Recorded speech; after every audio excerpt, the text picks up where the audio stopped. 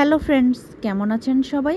আশা করছি সবাই খুব ভালো আছেন। আমার নতুন আরও একটি ব্লগে আপনাদেরকে স্বাগতম। তো বন্ধুরা, বেশ কয়েকদিন যাবত তো আপনাদের সাথে ব্লগ শেয়ার করতে পারতেছি না, একটু ব্যস্ততার কারণে। তো আজকে কয়েকদিন আগের করা একটি ব্লগ আপনাদের সাথে শেয়ার করব।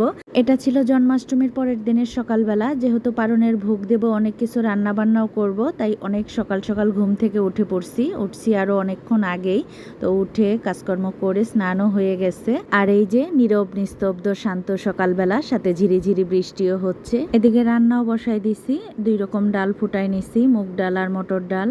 আর সবজি কাটতেছি, রান্না করতেছি এক এক করে। তো আজকের রান্নাটা চুলা ঘরে এনে তারপর করতেছি, কারণ এটা আমার নিরামিষ চুলা। এটাতে কোনো আমিষ রান্না করি না, শুধুমাত্র যখন ঠাকুরের ভোগের জন্য রান্না করি তখনই এই চুলাটায় রান্না করি, আর সব সময় ঘরে এনেই তারপর রান্না করি। তো পারণের ভোগ দেওয়ার জন্য সব কিছু রান্না হয়ে গেছে। পোলাওয়ের চালের অন্ন রান্না করছি, মুগ ডাল, শুক্তা ডাল, এটা সব রকম সবজি দিয়ে একটা মিক্স সবজি রান্না করছি। আর কয়েক রকম ভাজি করছি, বেগুন, মিষ্টি কুমড়া, উস্তা, কাঁকরোল, আলু, পটল। আর পায়েস রান্না করছি, টমেটো দিয়ে চাটনি রান্না করছি। আর এখানে আলু আর ফুলকপি দিয়ে তরকারি রান্না করছি। তো এই তো ভগবানের ভোগের জন্য রান্না করে নিলাম। আর পারণের ভোগটা তো সময় অনুযায়ী দিতে হয়, তো সময়ের মধ্যে যতটুকু পারছি আর কি রান্না বান্না করে নিলাম। এখন ভোগটা দিয়ে নেব।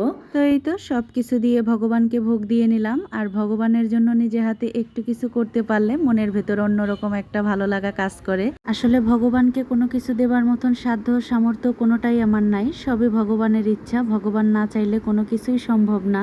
অন্য সব কিছু তো আজকে রান্না করছি, আর তালের বড়া আর মালপোয়াটা কালকেই করে রাখছিলাম, সেগুলোই আজকে আবার দিছি, আলাদা করে তুলে রাখছিলাম। আর এই যে আমাদের 2 গোপাল সোনা ম্যাচিং ম্যাচিং ড্রেস পরে বসে আছে দুইজনই কালকে থেকে। আর এই ড্রেসগুলো জন্মাষ্টমী উপলক্ষে দুইজনের জন্যই আমি নিজে হাতে বানাই দিছি। তো আমার গোপাল সোনাদের জন্মদিনের ড্রেসগুলো কেমন হয়েছে বন্ধুরা, অবশ্যই কমেন্টে জানাবেন। তো পূজা দেওয়া, ভোগ দেওয়া সব কিছুই হয়ে গেছে, এখন প্রসাদ খাওয়ার পালা। আর এই যে ওদের বাবা বড় একটা বলে করে প্রসাদ মাখতেছে। আর এই প্রসাদ এইভাবে করে মেখে খেতে আমাদের সবার কাছে খুব বেশি ভালো লাগে। আজকে তো আমার বাবা, মা, ভাই সবাই আছে, তো আমাদের সবারই খুব পছন্দ এইভাবে মেখে খাওয়া। তাই ওদের বাবা একসাথে সবার জন্য মাখতেছে। আর এদিকে থাল, গ্লাস সব কিছু আমি রেডি করে নিছি, এখন সবাই মিলে প্রসাদ খাবো একসাথে। আর যখনই এইভাবে করে মেখে ভগবানের এই প্রসাদটা খাই, আমার কাছে মনে হয় পৃথিবীর সব থেকে সেরা খাবার হচ্ছে ভগবানের এই প্রসাদ। এখন অনেকটাই পরে, সবাই একটু চা খাবো এখন। কেউ খাবে দুধ চা, কেউ খাবে রং চা, 2 রকম চাই বানাই নিছি, সাথে বিস্কিটও নিয়ে নিছি। তো আমার ছোট্ট এই ভিডিওটি যদি ভালো লেগে থাকে তাহলে অবশ্যই একটি লাইক করে দেবেন, শেয়ার করে দেবেন। আজকের ভিডিওটা এখানেই শেষ করে দিচ্ছি, টাটা।